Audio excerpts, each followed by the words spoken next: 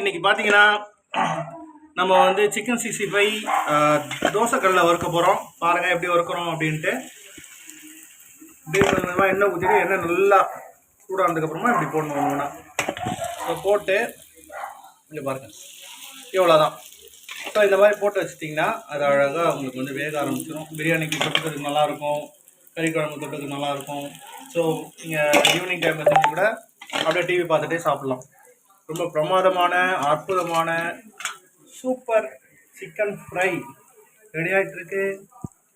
பாருங்க, செஞ்சு சாப்பிடுங்க, வெயிட் பண்ணுங்கள். இதை நான் ஃபைனல் எப்படி வந்திருக்கு அவுட்புட்ன்றதை உங்களுக்கு பிளேட்டிங் பண்ணி காட்டுறேன். சரிங்களா? பாருங்கள், வெயிட் பண்ணுங்கள். தோசைக்கல்ல செஞ்சது ரெடி ஆயிடுச்சு.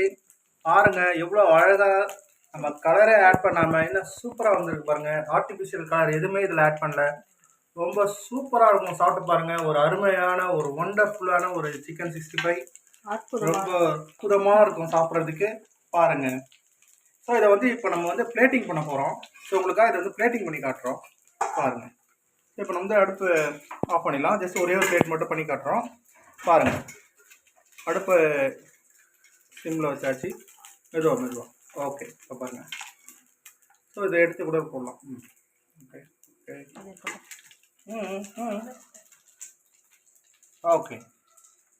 இது கூட கொஞ்சம் கட் பண்ண வெங்காயம், நல்லா ஸ்லைஸாக கட் பண்ண வெங்காயம் இந்த மாதிரி வச்சுட்டு, உங்களுக்கு பிடிக்கும் அப்படின்னா லேஸாக கொஞ்சம் மிளகுத்தூள், நீங்கள் விருப்பப்பட்டிங்கன்னா நீங்கள் லெமன் கூட லேஸாக புழிஞ்சு மேலே புழிஞ்சு விட்டுக்கலாம்.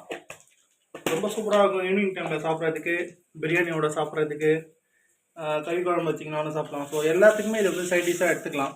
எந்த குழம்பு வச்சாலும் ரொம்ப சூப்பராக இருக்கும், அல்டிமேட்டாக இருக்கும். பாருங்கள். தேங்க்யூ ஜான்விலை. ப்ளீஸ் சப்ஸ்கிரைப் பண்ணுங்கள், ஃபார்வர்ட் பண்ணுங்கள். Thank you all.